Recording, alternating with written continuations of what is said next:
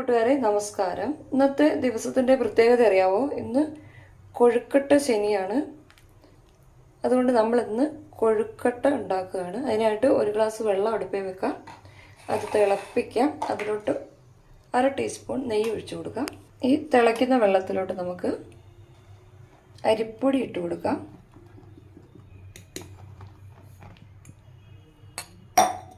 എന്നിട്ട് നല്ലപോലെ ഇളക്കി കൊടുക്കാം.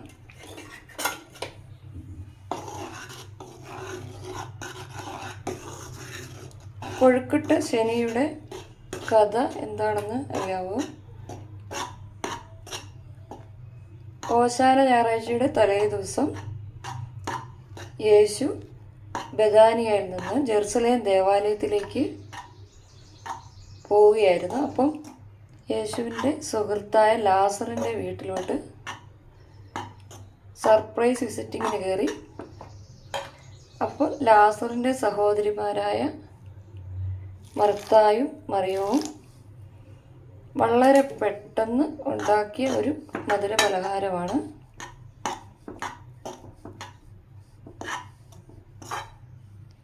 നമുക്ക് തിളച്ച വെള്ളത്തിലോട്ട് അരിപ്പൊടി ഇട്ട് മിക്സ് ചെയ്തിട്ട് ഇതൊന്ന് തണുക്കാൻ വെക്കാം. നമുക്ക് അരമുറി തേങ്ങ ചിരണ്ടി മാവൊക്കെ തണുത്തിട്ടുണ്ട്. നമുക്കിനി ഇത് കുഞ്ഞു കുഞ്ഞു ഉരുളകളാക്കി എടുക്കാം. നമ്മുടെ തേങ്ങ വെല്ലം മിക്സ് റെഡി ആയിട്ടുണ്ട്. ഇനി ഇങ്ങനെ ഈ ഓരോ ഉരുളകൾ എടുക്കാം. ഇതിൻ്റെ നടുക്ക് ഒരു ഹോൾ ഇട്ട് കൊടുക്കാം. ഇതിലേക്ക് ഈ തേങ്ങാപ്പൊട്ട് നിറച്ച് കൊടുക്കാം. ഇനി നമുക്കിത് കവർ ചെയ്യാം.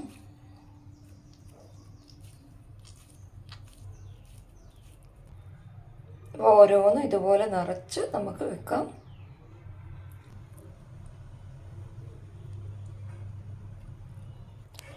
നമുക്ക് ഈ കൊഴുക്കട്ട ഇനി ചൂട് കയറാൻ വേണ്ടി ആവി കയറ്റാൻ വെക്കാം. ഒരു 10 മിനിറ്റ് കൊണ്ട് റെഡിയാവും. നമ്മുടെ കൊഴുക്കട്ട അങ്ങനെ റെഡിയായി. നല്ല പഞ്ഞി പോലെയുള്ള കൊഴുക്കട്ടയാണ്. നമുക്കിത് ഒരെണ്ണം മുറിച്ച് നോക്കാം.